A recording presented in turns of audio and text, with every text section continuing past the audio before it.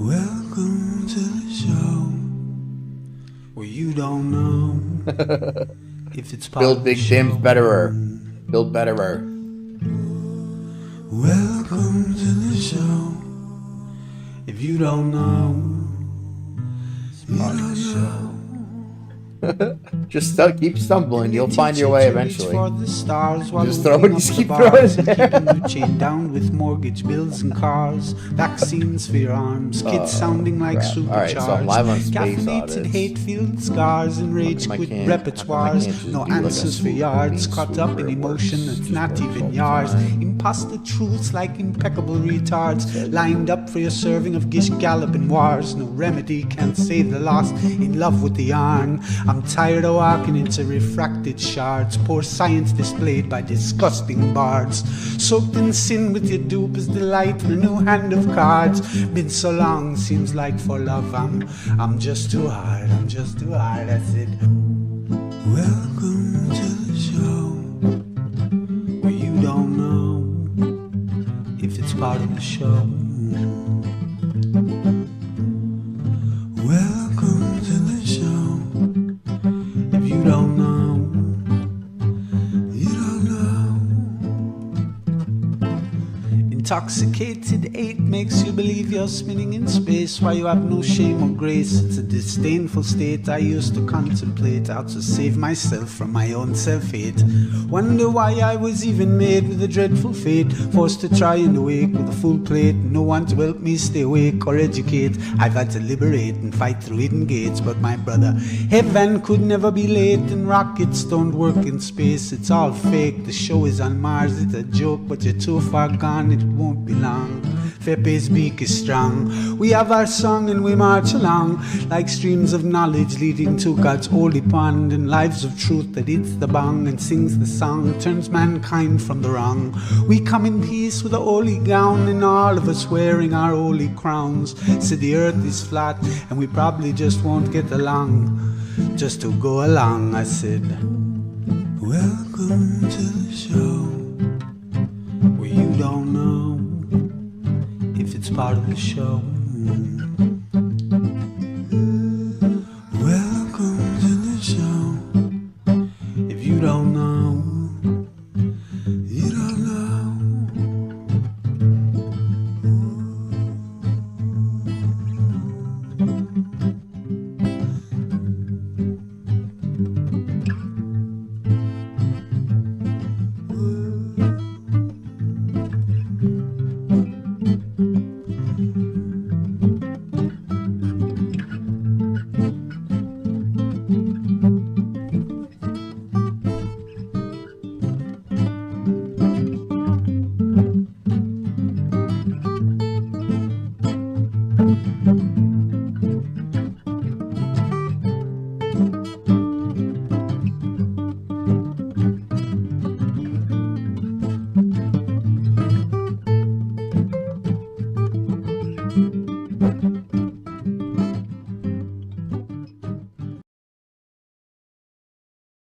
Welcome, lads and ladettes, to Ether Roundtable number 103, the Big Damn Era.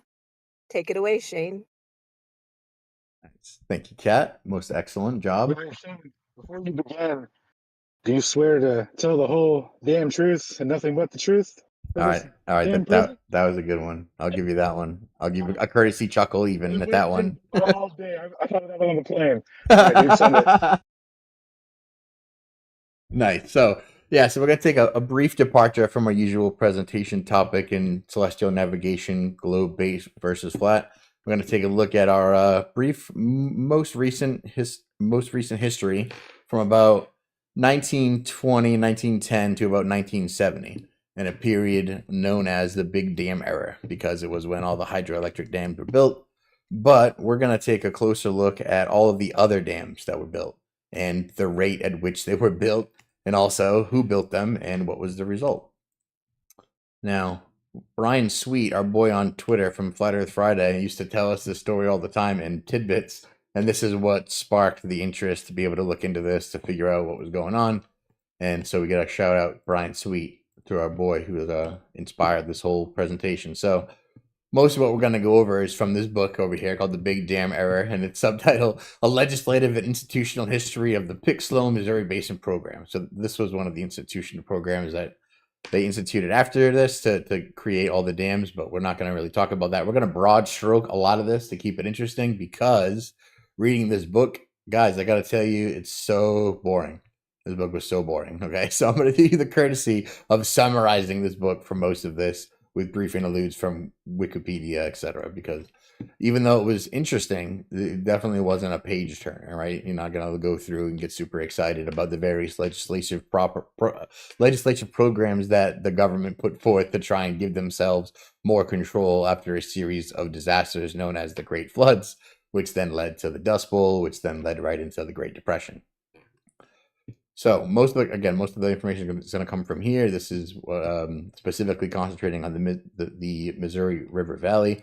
But as we get to the Great Flood area, we'll see that this was just one of 11 or 12 really large interstate areas that were affected by what we're going to go over. So I guess we should start at the beginning and say, what is an actual dam, right? Well, if we're going to talk about dams, what is actually a dam, right? So most simply, just a barrier that stops or restricts surface water or underground streams. It can be used to generate electricity, which we're going to actually look at. I think 3% of them actually do that, very small amount.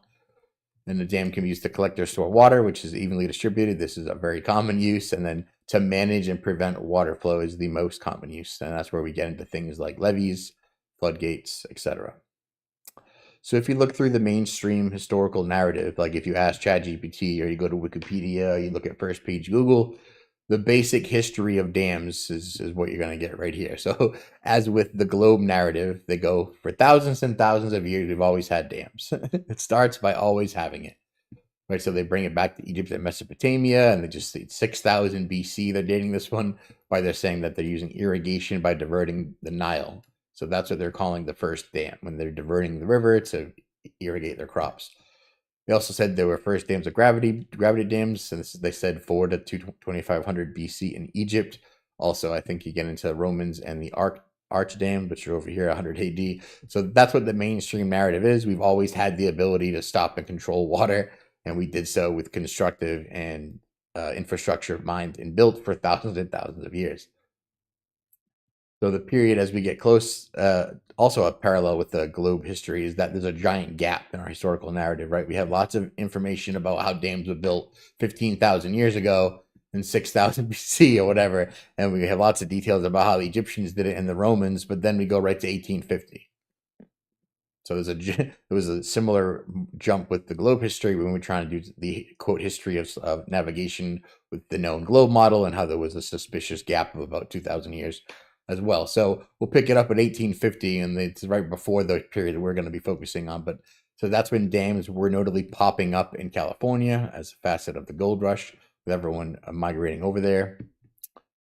And then by 1920, 40% of all the power was hydroelectric. So we made a giant switch from 1850 to 1920. It's about 70 years, right? And in that period, we made a giant switch to mostly power ourselves via hydroelectric dams, mostly by the big ones, as we'll go over, Hoover Dam in particular. What we're going to be focusing on mostly, though, is this rapid expansion and growth in this period. So they kind of glossed over it in the history. And if you're not looking for it, you might not notice that there's a giant gap. Like when they go through the history of 1850 to 1920, they don't say the amount of dams they had from this period to represent 40% of all power, but it's something like, a couple hundred to 50,000. So those are astronomical numbers, and we're going to even see how humanly possible that was for them to do it. So once the gold rush happened, the agriculture became the biggest focus of California, and that meant they had to use water and floods for irrigation, and that, of course, led to them constructing dams and 200 hydroelectric power stations that would move us towards that great 40% of all power. So if we look at the running total, right, from 1700 to 1800, which is where we started in 1850, small amount of dams, small amount of agricultural dams. There was maybe 100 nationwide, and the oldest ones we see are around from 1750. And then, of course, by 1840, which is when we're trying to get the period, we have 65,000 dams all of a sudden. small scale structures for mills and river crossings spread across the country. So we're going to take a look precisely from 1920 to 1970, where they built most of these dams.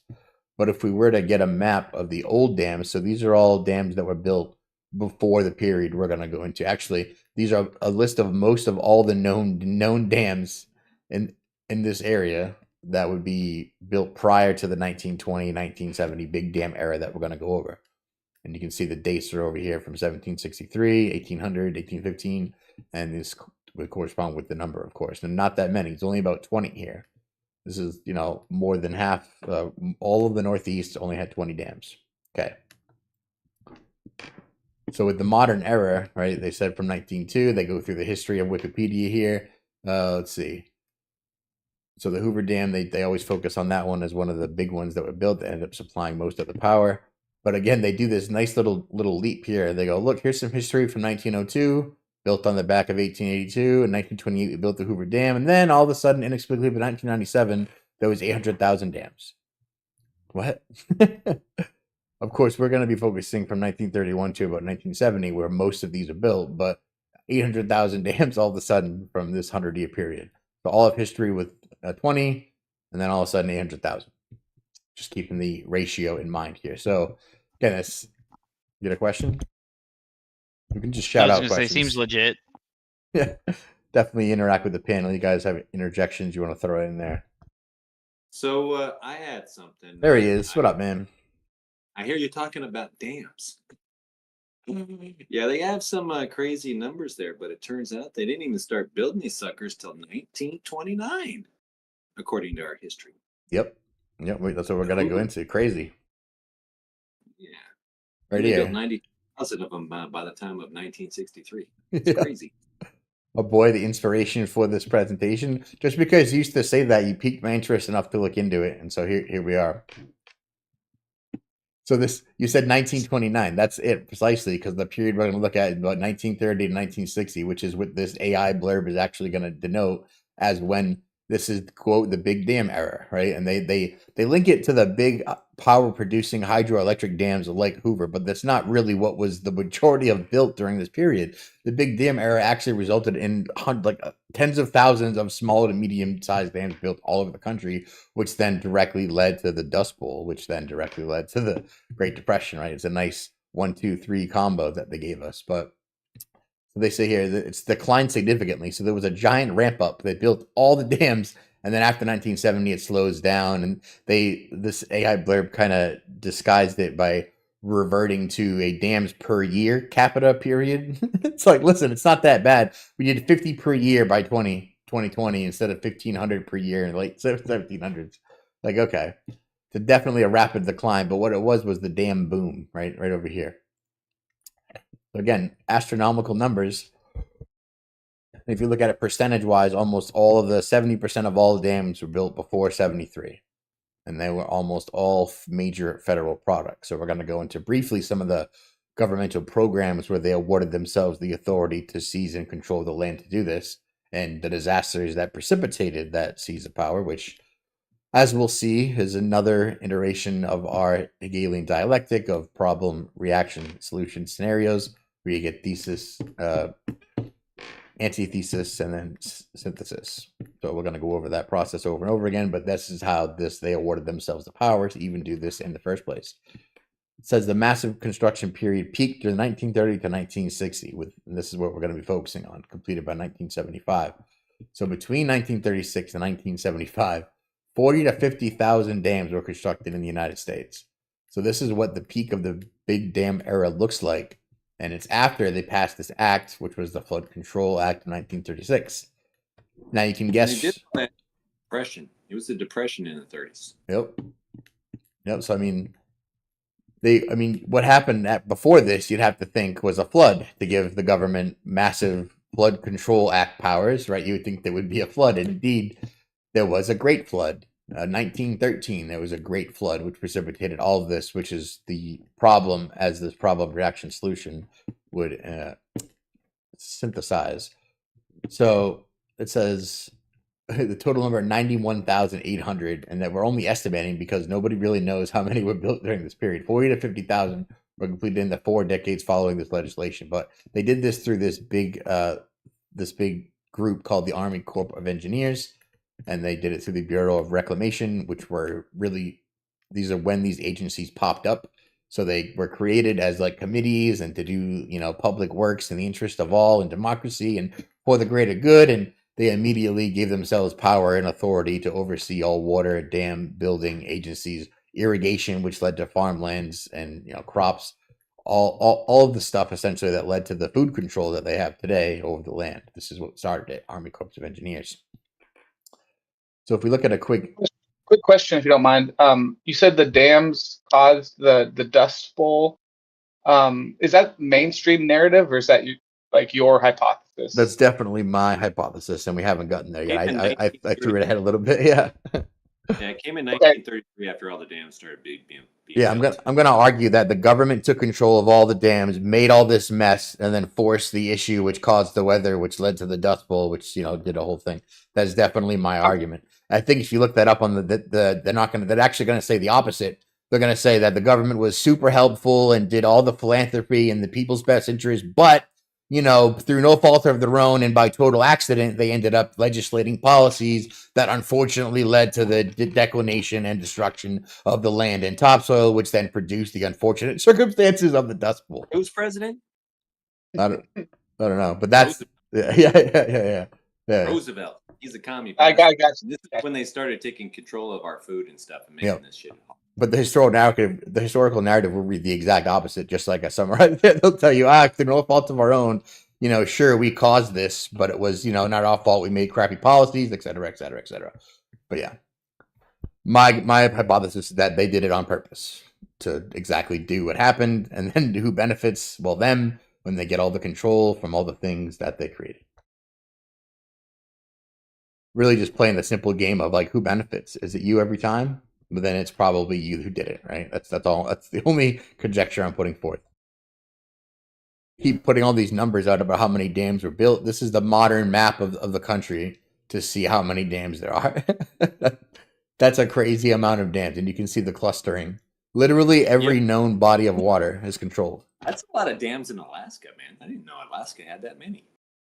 I think it's kind of fruitful. You'd expect to see way more because it's mostly wilderness. I mean, that's weird. Do you guys know how many approximately those dots represent, in numbers?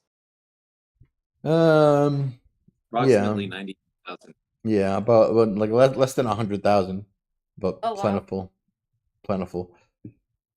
So I'm trying to get the time scale: 18 to 1900, 65,000 built. 1900 to 1975, 64,000 built. So they're saying maybe there's 120,000 total. You think it'd be easier to get the exact numbers, but here we go. Of the roughly 50,000 dams built between 1930 and 1970, only a small fraction were hydroelectric, so 3% actually produced power, as we started with. The rest varied from, let's say, flood control, irrigation, recreation, water supply. Water supply being by far the largest need for a town to construct the dam, which would then make a lake or a reservoir, which would then function as a freshwater supply. So if we go here, we can see what all the vast majority of the dams were used for this, right? So here's the big list of basically to prevent floods was a reported chief use for dams, increase water supply, irrigation for crops.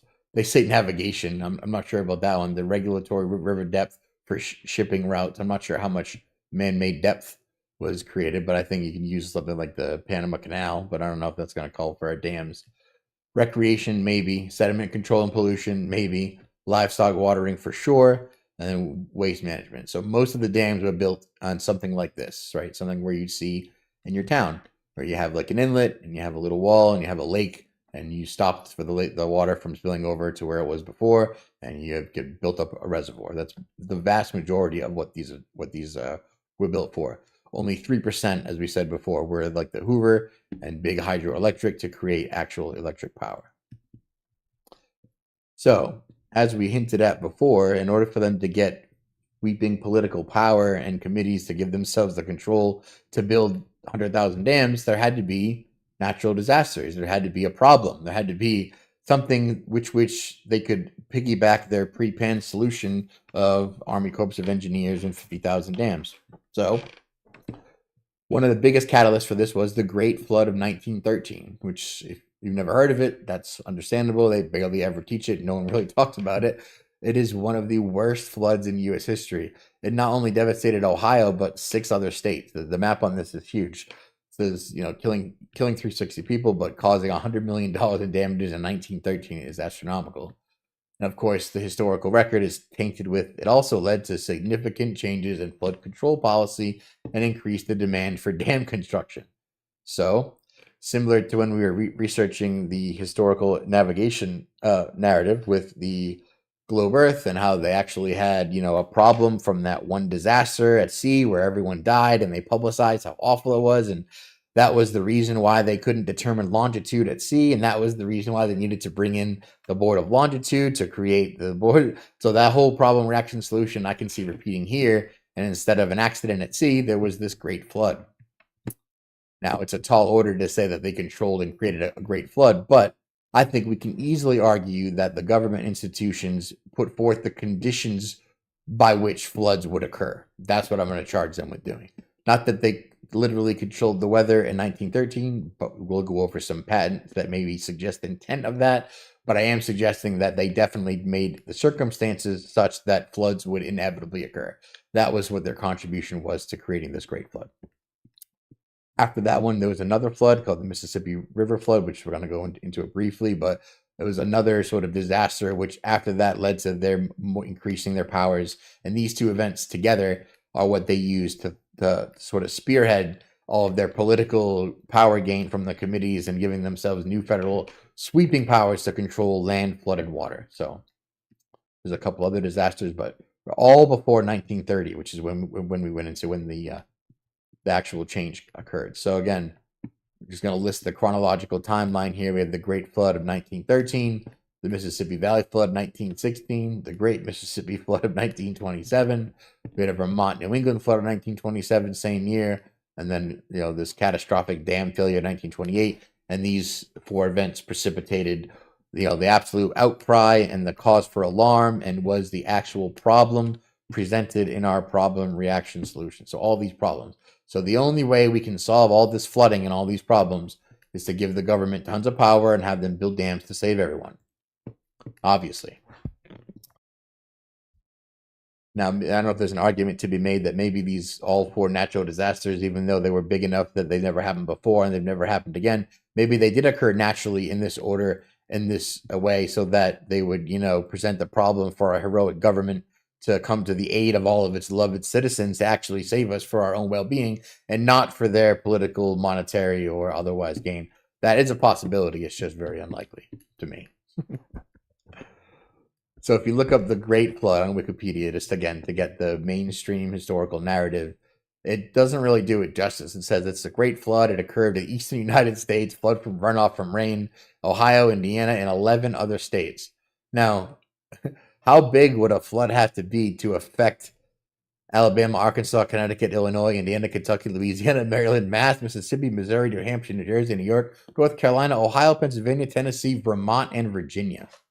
What kind of flood is affecting Vermont and Virginia? What's that property amount right there? What's the name of that property amount? 333 million, huh? Yeah, that's another one, right? It caused exactly this amount of damage. How do you like that? In 19 what? 1913. Yeah. I mean, that's the cost of America right there. America was cheaper than that. But for these 3 days, a quarter of the country flooded. Right. So it's insane.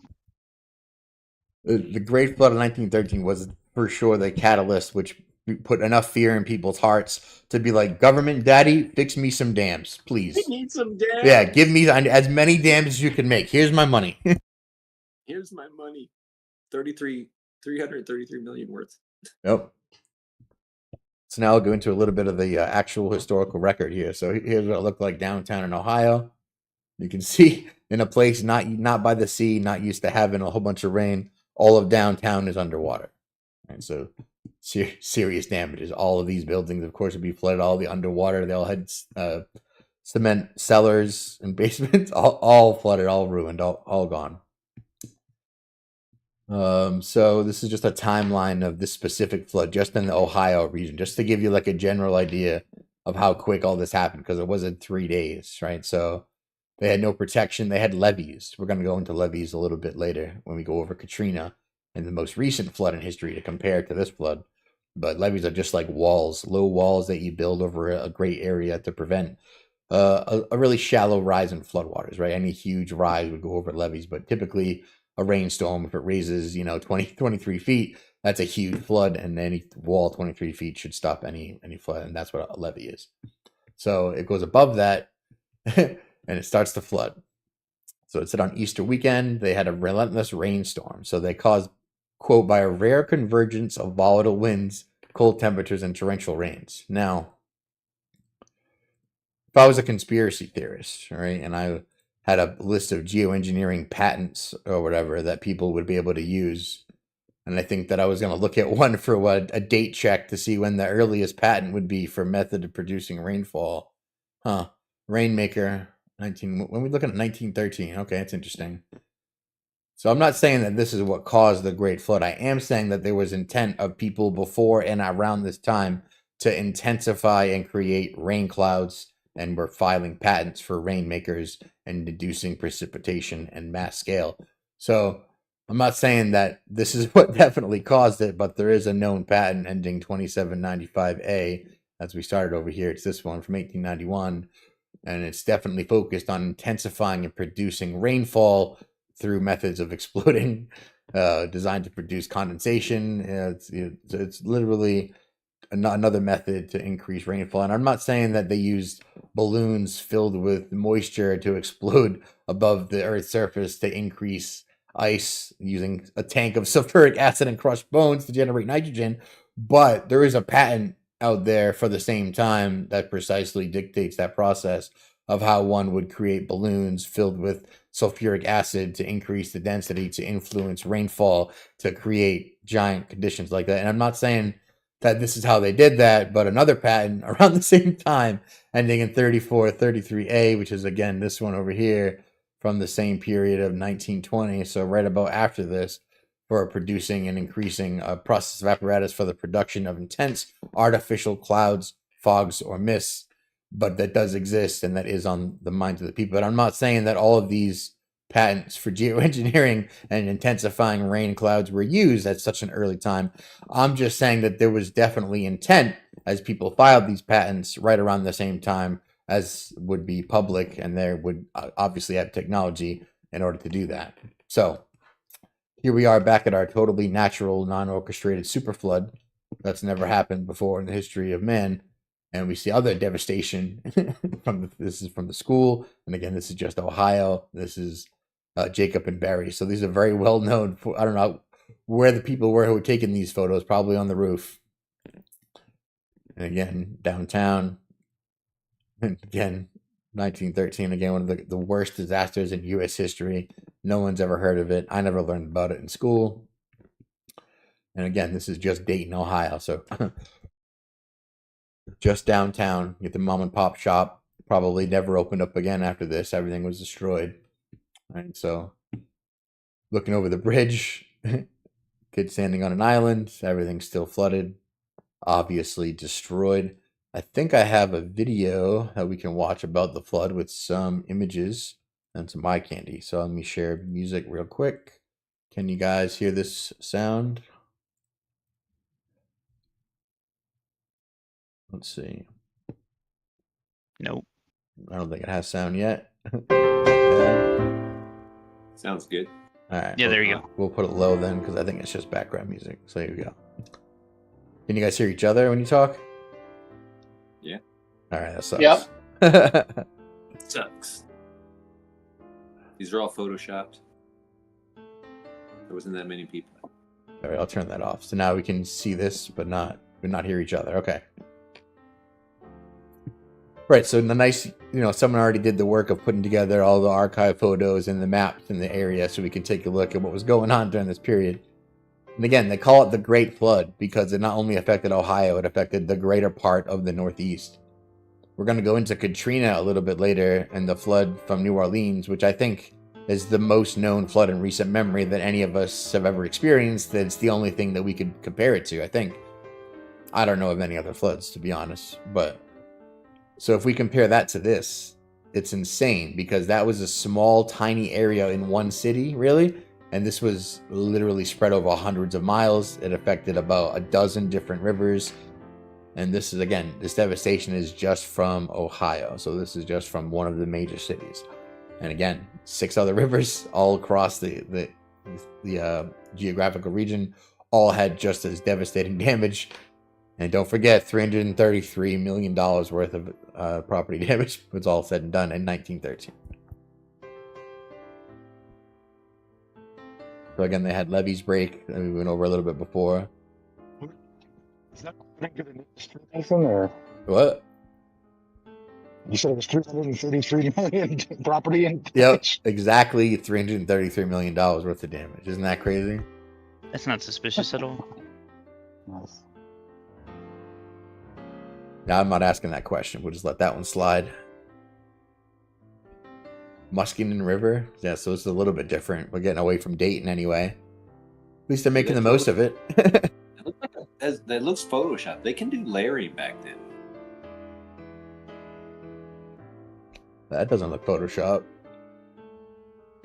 That looks like a raging river breaking over what meager wall used to hold it.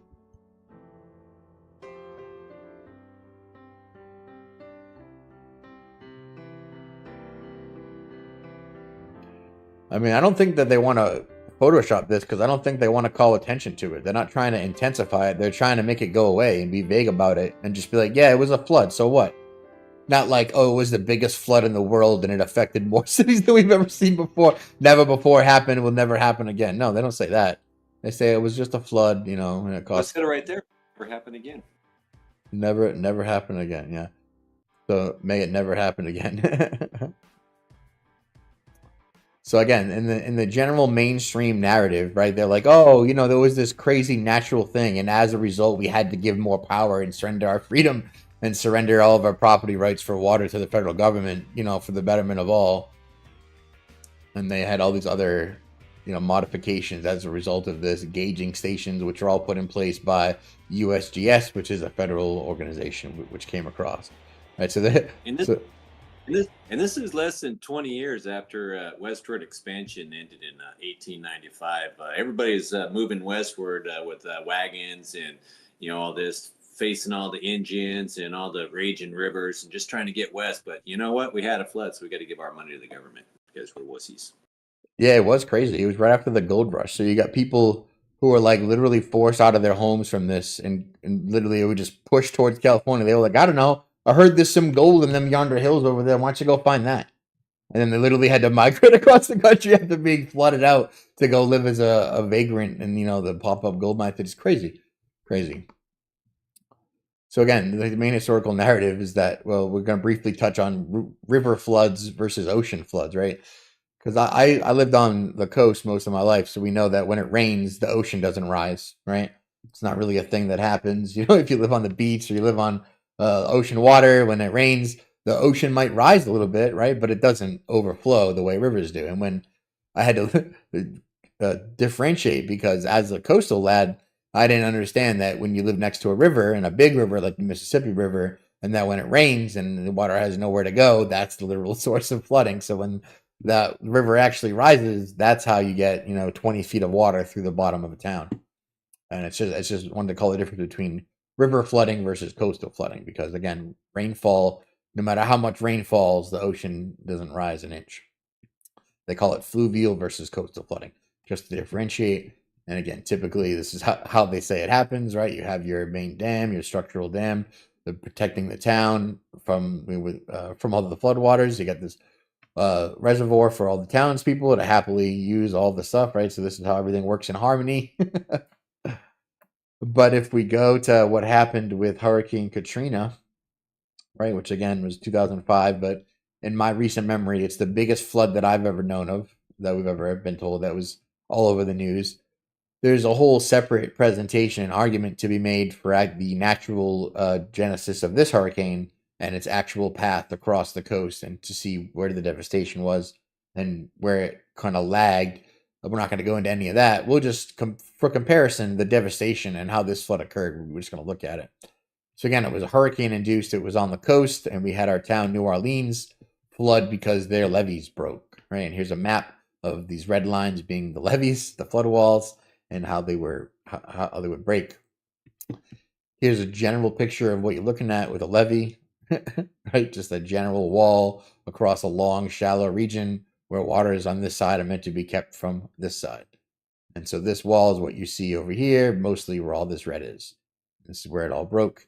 And this is a more recent one, and it's not with not with New Orleans, but this is what it would look like close up on a levee, so you can see what it would actually look like. And of course, our good old boys, the Army Corps of Engineers, are over here pictured, our lad, and it says to withstand 26 feet of storm surge. As we went over before, for the river to rise 26 feet would be an enormous, enormous task. But that's exactly what happened with this hurricane, and then we had floodwaters in this depth up to 20 feet in some of these zones. Mostly you had 7 to 8 feet of water through this whole city.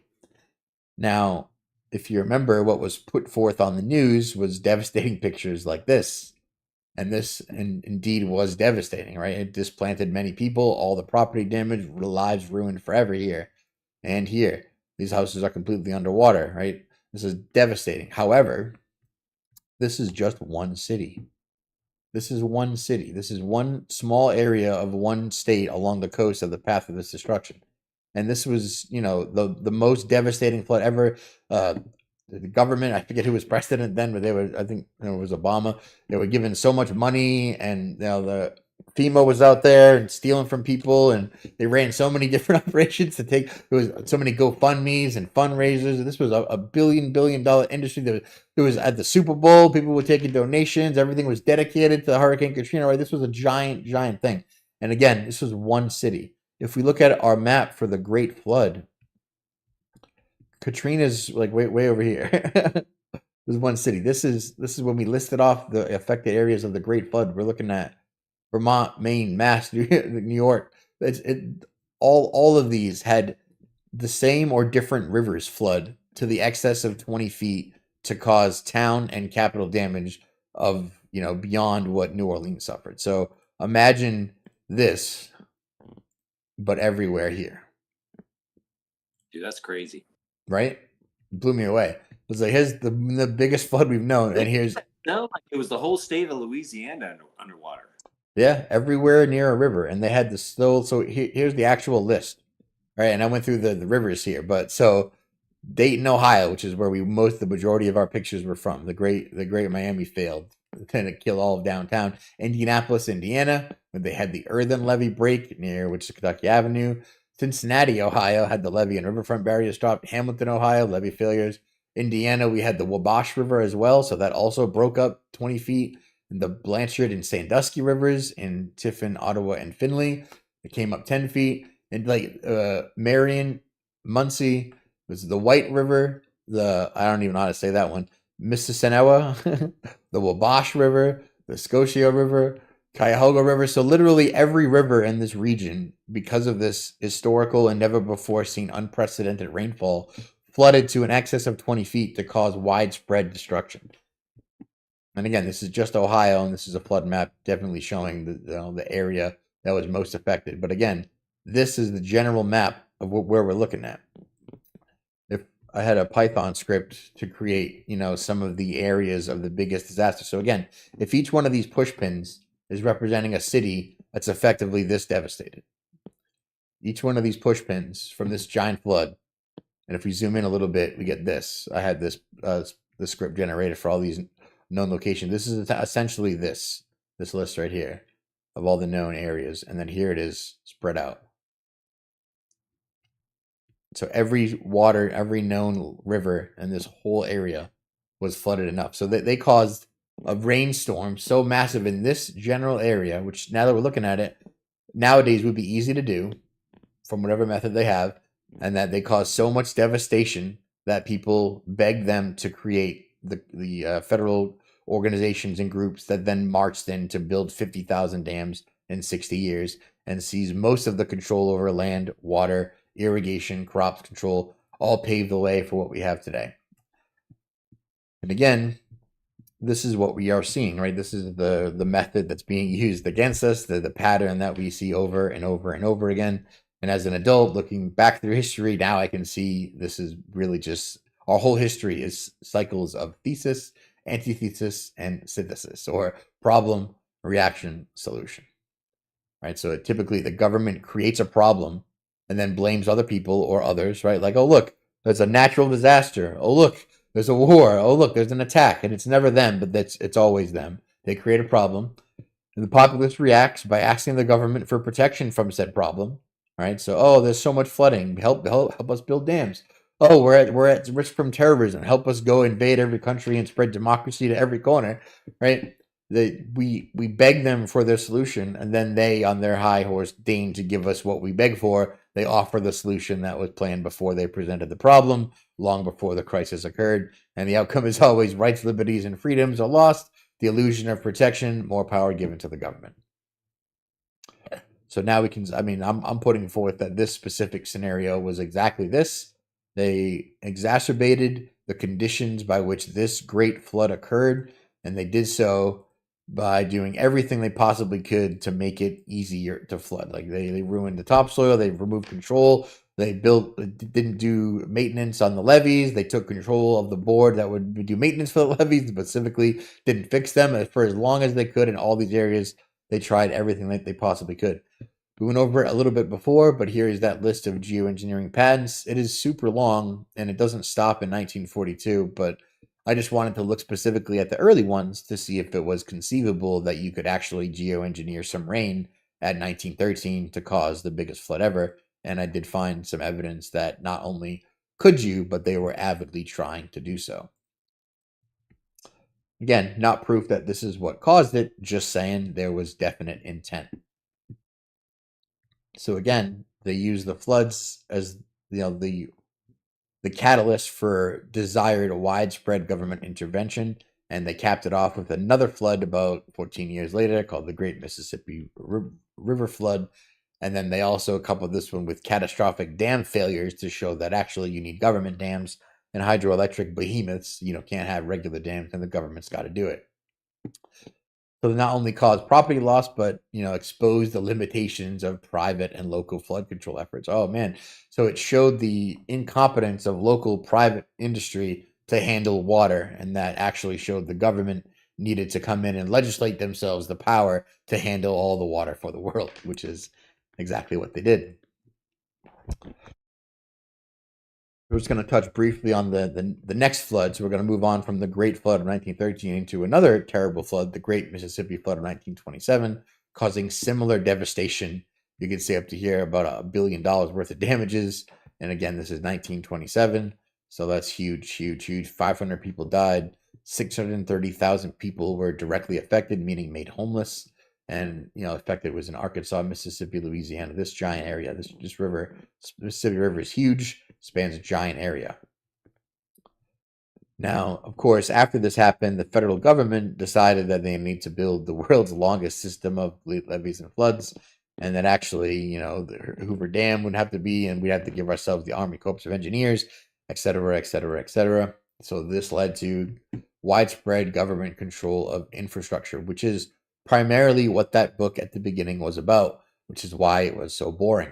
It was all about the government legislation and organizations and lobbies that they put forth to press all of these controls. So what they always do is they recommend an idea, put forth a plan, put forth a committee, put forth the vote, push the vote. Anyone who doesn't vote gets pressured, and eventually the vote passes and they get the new legislator. Boom.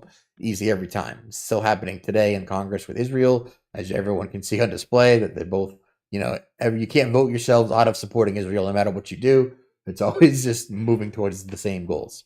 So similar path was followed back over here, and that's how they got themselves all the sweeping legislation that gave themselves the power to do what they did. Now, what did they do with that power? Well, they immediately and swiftly and vigorously turned everything to shit.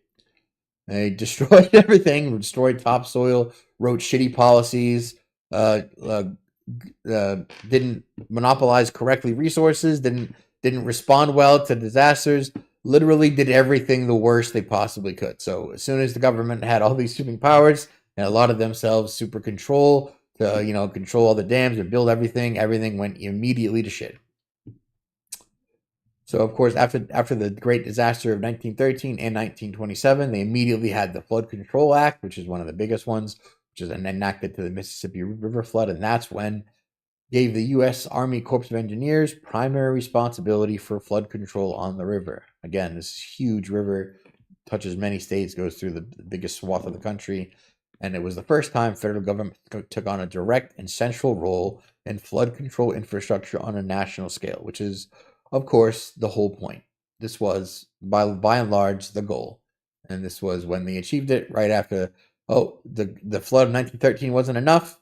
Okay, we'll give you another one. 1927, let's kill 600,000. Okay, was that enough? All right, here we go. Now the government has Flood Control Act, broad sweeping authority to build, plan, maintain, drain, fill dams, levees, and other flood control works throughout all of the United States, not just the Mississippi Valley. So, declared that flood control was a proper activity of the federal government and laid foundation for the national dam and dam water management programs, et cetera, et cetera. So this fundamentally transformed American river systems and water infrastructure, which leads us promptly into the Dust Bowl. Like I said, as soon as they got control of the sweeping infrastructure of water, levees, dams, all of the crops died and everything went to shit. Now, I'm not saying Roosevelt said that you ought to kill all your livestock and stop planting the farm bed because it's so dusty out there. Did he say that? I didn't look into anything that Roosevelt said to calm the citizens for this disaster. Was that the mentality? Oh, you should just kill all your cattle. Yeah. Like, is it too hard to take care of them? Well, the solution is you could just kill them all. Exactly. This is a communist thing, man. Famine is the greatest weapon for the communists. Roosevelt's communist. He's the first president to ever legitimize the communist government of Russia in 1933, November. That makes a lot of sense because these are communist dictates and they're destroying all the natural resources for the benefit of no one. Right, so this is one of the biggest droughts ever known, and it's occurred right in the 1930s. Remember, we're looking at our timetable is right after this, right? 1928, 1927, the Flood Control Act, and the Dust Bowl occurs. So it's referred to as if it were one episode, but it's actually a series of distinct droughts that happen in rapid succession. And it was in 1935 when they first called it the Dust Bowl. But most notoriously was a period of severe dust storms all over the American Southwest, combination of severe drought and poor farming practices. What were these poor farming practices, you ask? Well, put forth just before by our national government from the Flood Control Act of 1936, where they gave themselves the power to fix all this. And of course, they immediately ruined everything. So let's start from 1934. They affected 100 million acres, Texas, Oklahoma, New Mexico, Colorado, Kansas. And it not only destroyed the people, but destroyed the land, destroyed the farming capability, destroyed the topsoil. So you can argue that this was created, and if it was targeted, at the worst case scenario, it was a natural disaster that they took severe political advantage of. I think we have another video real quick. I think this one we need some sound, so I'm gonna not talk this one. It's got like this is the historical context for the whole Dust Bowl. If you look it up on Google or you ask AI, this is what the mainstream narrative will tell you about it, right? So let's see what they have to say.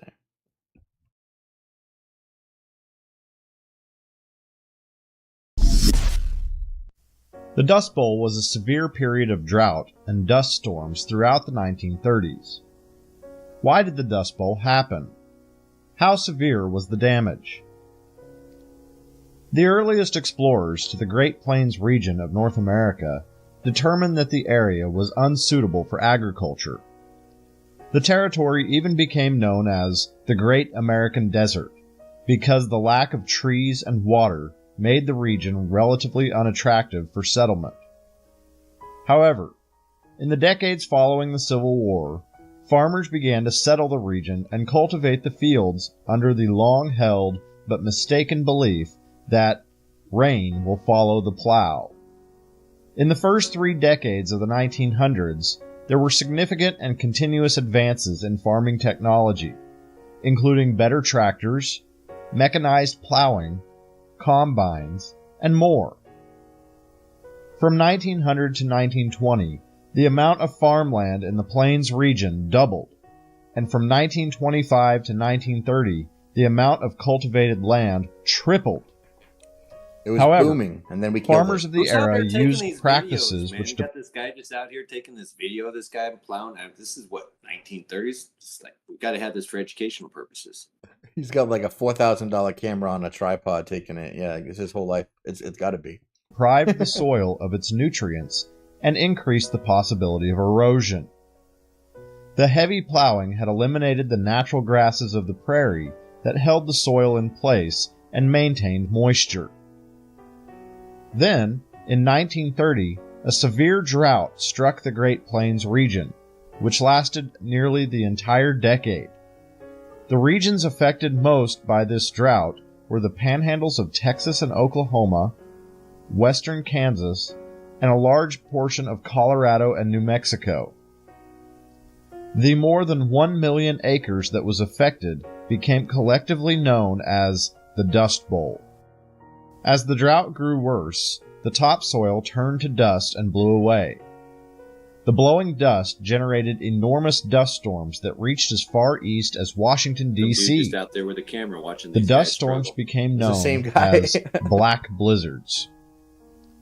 During the decade of the 1930s, the Dust Bowl region received anywhere from 15 to this is a good video, 25% good less camera for such a precipitation dusty than area. normal.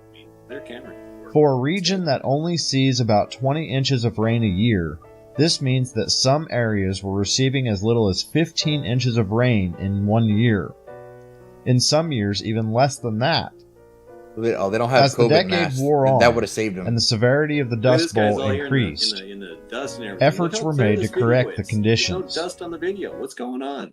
The Civilian Conservation Corps planted more than 200 million trees from Texas to Canada in an attempt to block the wind and hold the soil in place. Farmers were also instructed in soil conservation techniques such as crop rotation, Is that Roosevelt? contour plowing, and Man, it looked terracing. like him. I was going to say. He was out there In making some house calls, contour dude. Let you know how plowing serious and he terrace was. crop dude. rotation, contour Definitely plowing, dirt. also instructed in soil conservation He's just- techniques. He's doing a photo op for the people. Like, listen, Farmer Bob over here. I know that life sucks and I ruined everything, but you see this plant here? That's hope. That's hope. Hey, real quick, those cameras seemed really steady also, huh? In that crazy wind, the dust Yeah. and the wind. Did Right. you notice that? I did know it. Everything was blowing away, and not one speck of dust made it to the lens of this camera in 1930 with no. I mean, that's amazing. You're right. And the photographer himself, I mean, he's out there and just chill. I mean, he ain't struggling at all. Everybody else has got to wear like all the sand in my eyes. It sucks. This guy's out there taking camera shots, whatever. It's cool. It's cool. Such as crop rotation, contour plowing, and terracing. Only a minute left. In some cases, the government even paid farmers $1 an acre to practice one Have you of ever these watched the conservation video for, techniques. Super Dam? It's awesome. By the end of the 1930s, they had succeeded in reducing the amount of blowing dust by 65%. It By succeeded. the time rainfall returned to in normal ruining levels, everything. nearly 75% of the topsoil had been blown away in some areas. It would be years before the region recovered completely. Again, something that's never before happened and has never happened since. So, if I was a suspicious person, and I would just play the who benefits game again, right? Not us. Yeah, I want to know what they're doing in that region right now. There was something there they wanted people out of that area for, either flooded or take away the water. If we zoom out a little bit, right over here would be where they flooded and killed, 60, all those people in all those states with all the floodwaters. So we moved west a little bit, and now they're killing all these people, destroying all the farmland, displacing all these people, and these are the people that they push west over here to Colorado and California to do the gold rush. So all of this area pretty much got taken over. So it says primarily around the 100th meridian, so that's over here on the high plains. And it's that the federal government encouraged settlement and development of the plains for agriculture. Again, the framework for like Wikipedia and Google is the government like tried its damnedest to do the bestest job that it could. Unfortunately, it just came short, and it didn't meet the mark, and because of its not incompetence but like slight oversight, all of this disaster unfortunately happened. That's what they'll tell you. And if you read it with a different connotation, you could say it's not incompetence. These people are intentionally destroying things and our livelihood and their lives, and that's exactly what the evidence shows. If you were to say, well, if they were to want to destroy it, how would it look different than what happened? be tough to differentiate an actual active destructive plan versus the incompetence that resulted in the Dust Bowl. So again, it says the strong historical, this is funny how they word this, the strong historical evidence that a combination of U.S. government policies, especially public land laws and agricultural incentives, helped to create the conditions that facilitated the Dust Bowl, though this was not intentional, obviously. Obviously, everything they did led to this, but that's not what they wanted. Oops, my bad. And it says there was a commission, so they formed a committee. They investigated themselves. They found they did no wrongdoing. They said this investigating the Dust Bowl concluded that mistaken public policies may have indeed led to this, but no responsibility was taken. Yada yada yada. Even though these policies were responsible for the disaster, us, the lawmakers, actually are not. I don't know how that happened. I thought it was our fault, but No way they actually investigated themselves for that and concluded no wrongdoing. That's hilarious. Yeah, just like with we thought it was our fault. We were totally mistaken. It's totally not our fault. The Warren Commission, the JFK investigation. Like every time they commit an atrocity, they're like, hold on, we'll look into it. And it's like, oh, turns out we didn't do it again. Like we never didn't do it. Like, that's good. Just like we told you, yeah. And that's what happened here. And they said that even though it was mistaken public policies that they created, wrote, and forced on everyone, it still wasn't their fault. So it says, in summary, the government did not intend to cause the Dust Bowl, but everything it did led to it. Right, so its settlement and agricultural policy set the stage for widespread erosion, crop failure when the drought struck. So we'll just say and leave it at that. I'm not saying that the government caused the Dust Bowl. I'm just saying that everything they did led to its direct outbreak. But it totally wasn't them. Yeah. So again, not something to really laugh about. It was terrible, devastating. A bunch of people ruined their lives and livelihoods, destroyed families, destroyed most of the backbone of America. But it was, not an accident. It was intentional. Yeah, they're all dead now. We can laugh at it. 100 million acres of farmland, 400,000 square kilometers, millions of acres of crops, hundreds of homes.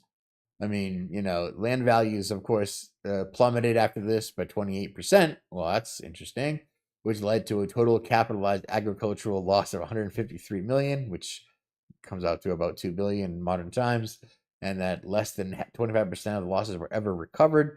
2.5 million people were forced to migrate. Remember this picture here? All these people get forced to move this way into the gold rush. So 1 million people forced to migrate, and more than 500,000 people became homeless. Thousands died from dust pneumonia, other health complications. Migrants were forced to live in poverty, et cetera, et cetera, et cetera. So all these poor people literally destroyed. All these people got destroyed. Anyone living over here during this time got destroyed.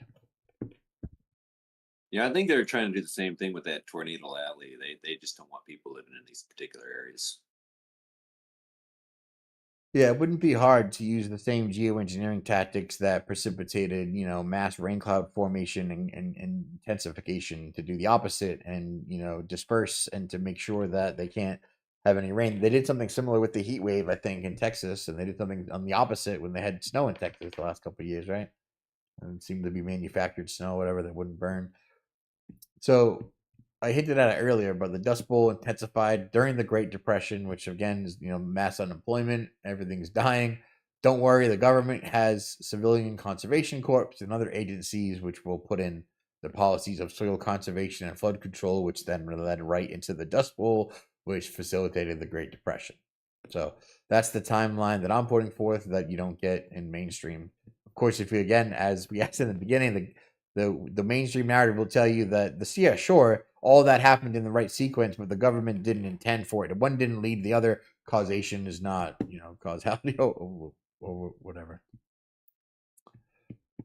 So again, the big question. Yep. Quick question. Do you think that the people in charge were they either like really malicious and evil, or are they just really stupid and dumb? What's your guess? No, 100% evil. I don't ascribe to it's not incompetence. It's not, oh, they just didn't, it's not affirmative action. It's not over promotion. It's not any of those things. It's 100% malice. Like, they do this by intent. I think there was a president that said anything that you see happening is planned to happen. Know that. If ever you're wondering or questioning it, just know it's planned, right? Wonder how many other times the Army Corps of Engineers has been used to create mayhem and destruction. Always through the guise of philanthropy, right? Like, oh, we're doing it for the greater good. We got to help the community and these poor, retarded farm people who don't know how to manage their topsoil. Look, you guys got to do it like this. Oh, what's that? It ruined everything, and it's an infernal dust storm for 10 years. Whoopsies. Like, we didn't mean to. We didn't mean to force that policy on you to change the way you handled the irrigation for the crops that you were managing before we came here to tell you what to do. Like, it's not our fault. When you say it like that, it sounds ridiculous. So, yeah, now they're using climate change the same way to control things. Yep, absolutely. But so what they do is they geoengineer the weather to tell you that it's your fault to charge you more money. Listen, we can help you with the weather, but you're not gonna have to give us some carbon taxes so we know that you're serious and that you love Mother Earth, and then we'll let you live on this. That we can control, that we're actually controlling the weather, and that our waste of gases and industrialization is actually causing a change in the Earth's atmosphere, so much so that the weather is changing, is the lie they want us to believe when they're spraying and stuff in the clouds, using all these explosions to explode things, which then cause the mass intensification of rain clouds, which then cause flooding. And they go, look, see, that's you stupid humans and peons and goyim out there breathing too hard with too many cow farts. That's what's causing that. No, not the geoengineering sulfide that we've been spraying everywhere that exacerbates everything. That's got nothing to do with it. HARP, geoengineering stations, radar, all of that has nothing to do with it. It's you guys and cow farts. That's the modern evolution of what they started, I think, with the Dust Bowl back here. But if we remember the map that we started with, here's where all the dams before 1900, right? They were all the known real. These all I would call them real dams, real needed landmark dams. And then here's a video of me going through the modern dam browser and just clicking on random states and seeing the dam density that you can see where everything exists today. Literally, if I were to make a statement like this, a generalization, I would say there is no body of water that is not government controlled as of right now in the greater United States. The result of this is that the government has tight control over all the water. That's crazy. The second question is, who pays for Poland spring water or whatever? Who buys spring water at the store, right? All of us, right? Crazy. Because they own all the water. Another quick question, sorry. Earlier, Brian was saying something about Roosevelt asked them to stop having cattle or whatever. What did he tell them to grow instead? It got muffled, and I didn't hear what Brian said. He didn't tell them to grow any. He said stop growing and kill off the livestock because they're drinking too much water. Yeah, and they were having shortage problems. They want to stop. But again, that's a communist tactic, is to control the food, and that's what he did because Roosevelt's a commie. They were like, Roosevelt, President, Daddy, what do we do with all of our livestock who are suffering from the from the drought? And he was like, well, fucking kill them. Yeah. Kill 'em. His answer was, fuck them. Oh, okay, thanks. We'll just kill them then. Like, that'll help. Yeah. Kind of like Rockefeller being touted as America's greatest entrepreneur, but he sold us out, sold us medicine that's made of oil, and just crushed everything about us. And they're doing the same thing with Roosevelt, making them, the New Deal. The New Deal is we're under communism. It's funny how all these floods and stuff happened after 1913 and Federal Reserve, and we got taken over by the communists. But whatever. Yeah, the Federal Reserve probably would have been something to include in the relative timeline leading up to this. That's a good call. I kind of forgot about that. It was also exactly this time, exactly when they decided to take us off the gold standard to make us fake currency bound with fiat and then controlled by the central bank, et cetera, et cetera, et cetera. Some weird timing. So again, just the timeline here, 1800s, we have 100 small dams across the country, 1800 to 1900, where, we're building 65,000 dams. 1900 to 1975, we're building most of all the dams that have ever been constructed, and we stop all of a sudden building dams. And again, we have great disasters. We had the Great Flood of 1913, the Great Mississippi Flood of 1927, the sweeping government control immediately after that, the Flood Control Act 1928, precipitated other natural floods, disasters, which then further solidified federal responsibility and control, leading us swiftly into the Dust Bowl, 1930 to 1940, intense drought, environmental collapse across the plains, exacerbated and precipitated by government homesteading policy, incentives, etc., etc. Moving right along to as the disaster stories dominated headlines, public outcry drove legislative action. No way. So they would amp up the public opinion of these disasters that they caused so that they would bring in landmark federal mandates and the Flood Control Act and all of these amendments. So that's 1928, 1936. These are the two main results of all the disasters that were caused, which ended up with sweeping government control over direct water, flood, levees, etc. So then the government assumes vast new powers, sweeping shifts of technocracy, and then control agencies like Army Corps of Engineers, Bureau of Reclamation, centralizing authority over water, dams, and all of the strategic remaking of American rivers.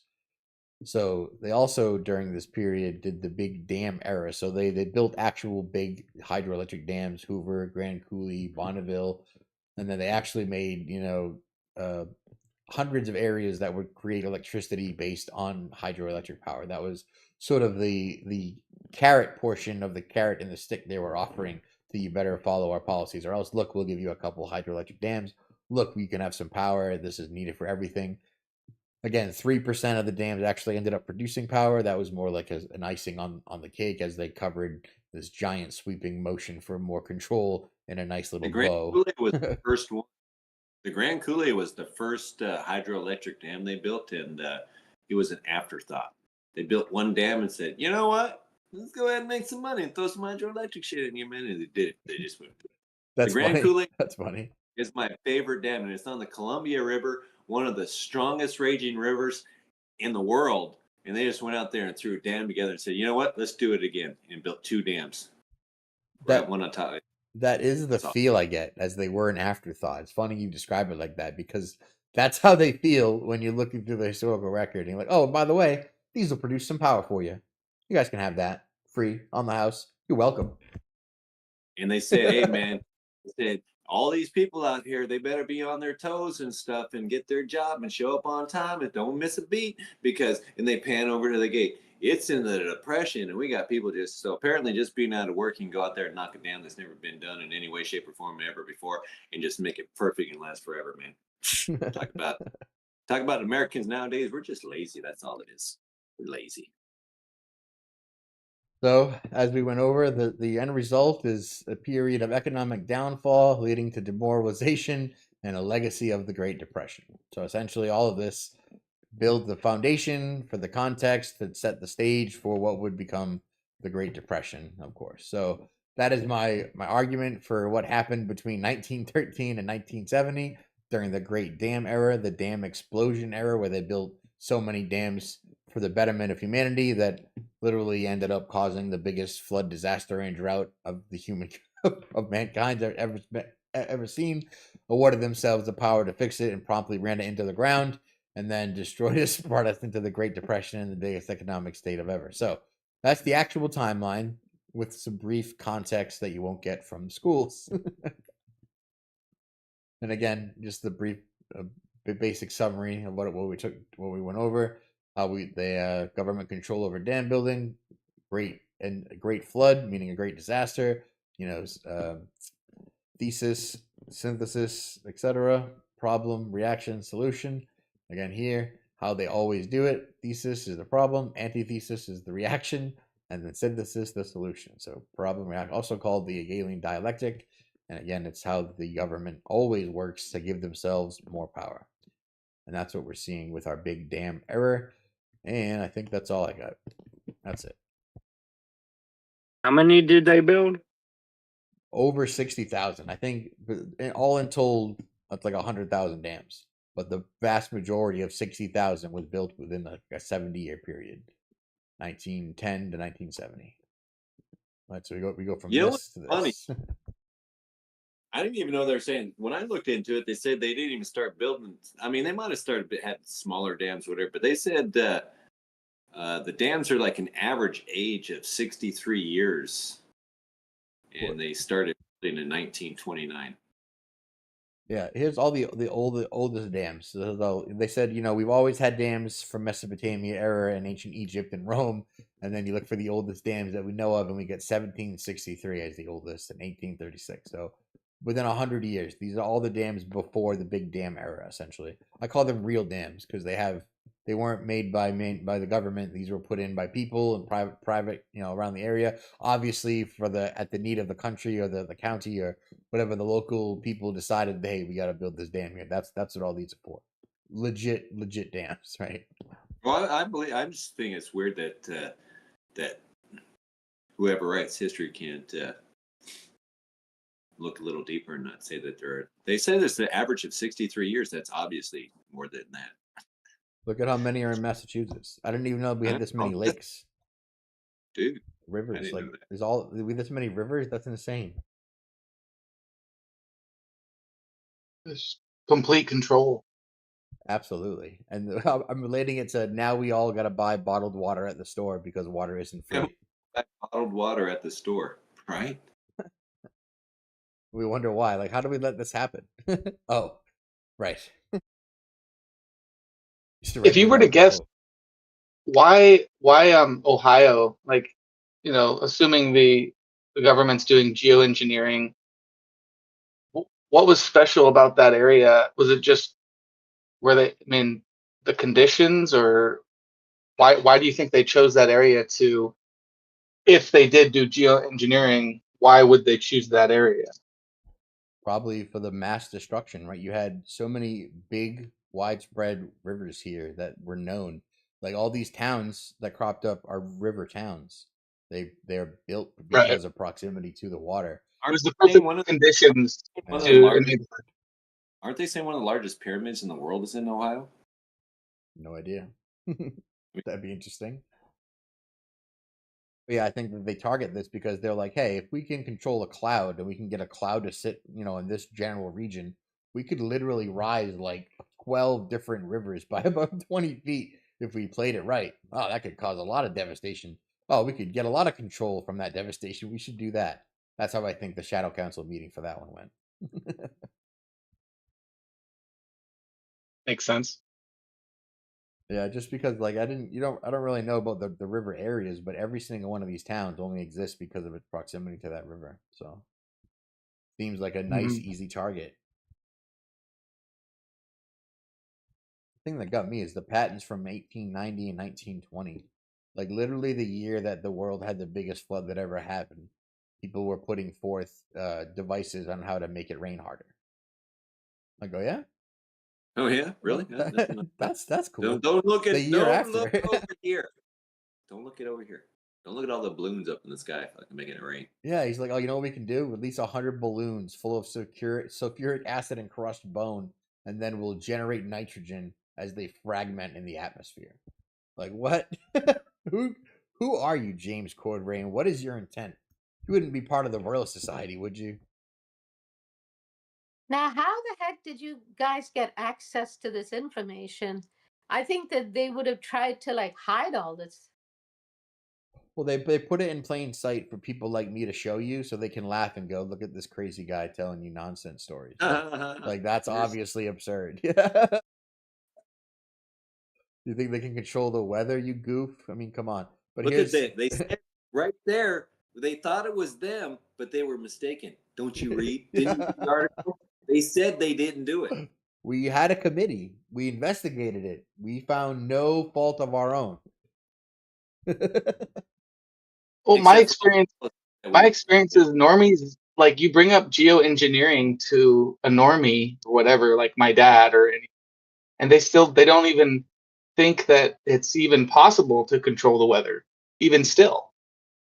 Like a list of patents doesn't prove that the government's using these means to control. It doesn't even prove that any of these methods work.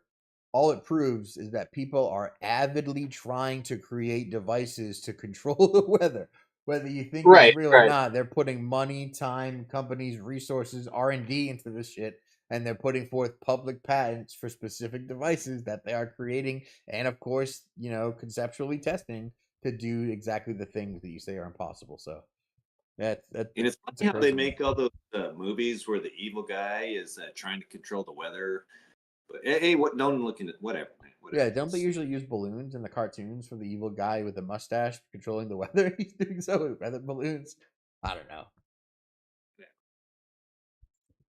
But yeah, so thanks, Brian, for putting this topic idea out there. I was looking for something to look into, and this was interesting enough to me for be able to go through that awful book at the beginning, so that you guys didn't Dude, I have ain't to. lying, man. You gotta watch the video on the Hoover Dam. It's a documentary. It goes over it. It is once you realize how stupid it was that they're saying we built that thing.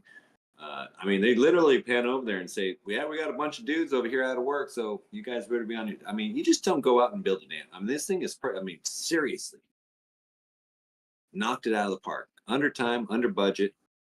Dug trenches to canals to Arizona, Nevada, and California. Whatever. Just Yeah, I didn't really look into the specific building of any of the big hydroelectric dams, but I did realize that when I was researching it that they were obviously the flagship creations. Like they were there to draw attention and the researcher, and I ignored them all completely because I was like, that's not what I'm looking for. I know you built, several really big. That's not 3% of them. That's not what I'm looking at. I'm looking at where did 60,000 dams come from across the world in 40 years. That's what I was it's focused on. logistically impossible. We didn't have the machinery. We didn't have the concrete sites. We didn't have the trucking. We didn't have the Well, manpower. none of We them didn't are have that big. They're we all didn't tiny. It's stupid. They're all like this one. Like no, that's even too big. Most of them are like these, right? Like easy dams. Like this is a dam, technically. Like Yeah, they 30 say feet. it's like a scale of 6 feet Yeah. considered a dam. Yeah. So that's how you get stuff like this, right? Like it's not counting. This isn't 50,000 Hoover dams by any means.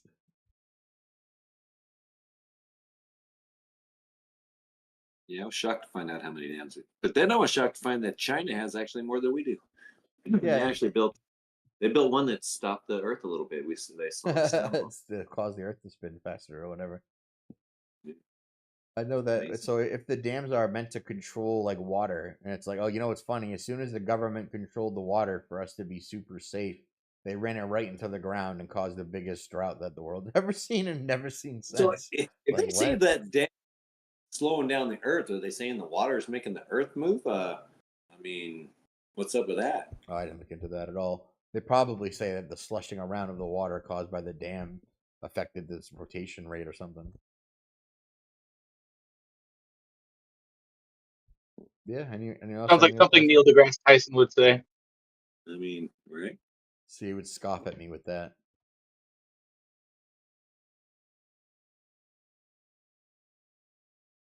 Yeah, the Grand Kool-Aid Dam and that documentary too, man. I watched both. The Grand Kool-Aid Dam is just it's comical. It's comical. Send me some links, dude. I'll watch it. I'll watch it. Oh, they're just the YouTube ones. I just went on YouTube and put in Grand Kool-Aid Dam. You said, have you seen the documentary? Sounds very specific. Well, I mean, there's several of them on there. I mean, I just like on Hoover Dam here. I just popped in one here that says the history of the Hoover Dam documentary. Yeah, I know I had 2 or 3 of those open on one of my tabs when I was researching, and I never got around to watching them because they were like 40 minutes long, and I was like, nah. I definitely had a couple of them open, and I just wasn't interested. Yeah, this one here, the Grand Kool-Aid Dam. It says a man-made marvel, man. It's 42 minutes. It's funny though. It's ridiculous. This thing is just and it's built on the strongest river we got, and they just went out there and built cofferdams and said, "Hey, you know what? We have a little problem here. We gotta freeze." They had to freeze the dirt. They ran a bunch of tubes through the dirt and some nitrogen and froze the dirt so they could do some. First time they did it too. Knocked it out of the park. It's amazing. You watch it. It's funny. All right, I'll have to watch it. There's probably more suspicious things going on there then. Well, like I said, once you realize that it's logistically impossible, what they're doing is all stupid, and it's like it's almost like the Keystone Cops or whatever. It's ridiculous. And when they on both of them, they pan over to the gate over there. There's a gate apparently where all the guys are just sitting there looking in and go, "Can I get some work?"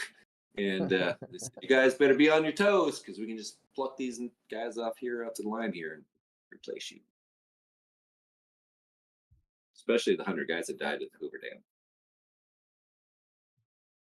I think I had the site somewhere where you can just click around on the map of the country and you can see like every dam everywhere. That's what I was playing with on the video. But yeah, it's like 50,000 dams, meaning every time they obstruct water, anytime any path of water is obstructed, whether for the purpose of generating electricity or storing water, feeding a dog, that counts as a dam. That's a dam. You remember how they qualified COVID or whatever, and they were like, "You didn't die of COVID; you died with COVID." It's a big difference. It's like, did you stop the water at all? That's a dam. That counts as a dam. And I just like, I mean, can you really just think about, hey man, we got to build a dam? I mean, really? Everybody's just building dams. Huh? Well, they got it to the point where they were like, "Government, please, can you take my money to build dams? We can't. How can you not have built dams already? We need more dams now. Sure, you can have. Yeah, you can control all the water. You're gonna have to build all the dams. Like, oh, they're so good at getting you to clamor for the control that you wouldn't accept before." And for all that control of the water, what do we have? We have water in our faucets that isn't even fit to drink. That's We poison either have to have specifically. like Yeah. really, yeah, we either have to have really, really Use water. expensive water filters, or we gotta buy bottled water, and you can't even trust the bottled water. Yeah, they And so literally you poisoned us. Yeah, these yeah, I water, mean, they don't make water. They make plastic bottles, and then when they package it all, they set it in a warehouse for like 4 or 5 years to make sure it's nice and ripe and get all those chemicals leached into the water before they put it Yeah, on. what's a little bit of spring water without microplastics anyway? And then what they did is say, hey, you know what? We're going to replace all the copper piping we used to put in houses with plastic. So if you get away from the plastic bottles, you're going to have plastic in your house anyway. So Tap water? No, you need fluoride. We're gonna inject a bunch of industrial waste into that water, and that'll be safe to drink. It'll probably be good for your teeth too. Enjoy. and say it's strictly for your teeth. That's why you got fluoride. And then say, hey, you know what? We're going to give it to babies. We're going to make baby water and say it's with fluoride. Yeah, teeth. I would say that's a direct result of the Great Flood of 1913, the Great Mississippi River Flood, and then the Dust Bowl. I think all those three things led to us buying poison water. yeah, Sad. tap water, it kills the friendly bacteria because of all the chlorine. So it kills friendly bacteria in the gut, Chlorine. We're drinking chlorine and fluoride. That's ridiculous. Swimming in fluoride too, man. Or fluoride. All right. Any other questions, comments before we close out our stream? Then that was a good prezi, good interaction. Thanks everyone. We didn't have the Thank you, machinery, the Thank you. resources, or the logistics to build 92,000 dams in that short period of time. All right. For the Thanks, next Brian. Shane, Thanks, for the Brian. next Prezi, you have to do underground wells and dams Yeah. and underground rivers, I'll probably because have to add control of those. that is insane. Like, I'm pretty sure anywhere in the world, if you just dig deep enough, there's water. Oh Yeah, yeah, I'm pretty there's sure. that awesome video about primary water. I think it's Dr. Stephen Reese or Rice. I don't know how you say that last name, but Dr. Stephen Rice. I think he's passed away now. But there's a couple of videos floating around. I'll try and post one of them or whatever. But yeah, there's a great video about him, and it's exactly what you just said, Alan G.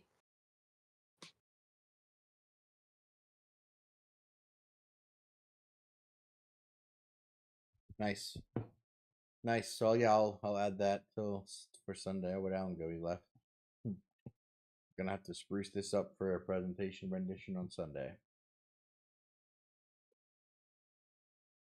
I'll tag you in that video about the primary water. I think you'll really enjoy it. Yeah, I think I think I would enjoy it. I also heard that Gaddafi was finding primary water aquifers under the country before he did all the things Yeah, that got yeah, him killed, yeah. and then radiated from the UN to destroy land and all the free water that he was giving, with all the government stipends for bread and farmland for the newlyweds and every good thing he was doing for all those people. And I think that Dr. Stephen Rees, if I'm not mistaken, in that video, he does talk about going to, I think he went to sub-Saharan Africa, but he did go to Africa somewhere and dug a bunch of wells that worked really well for the people.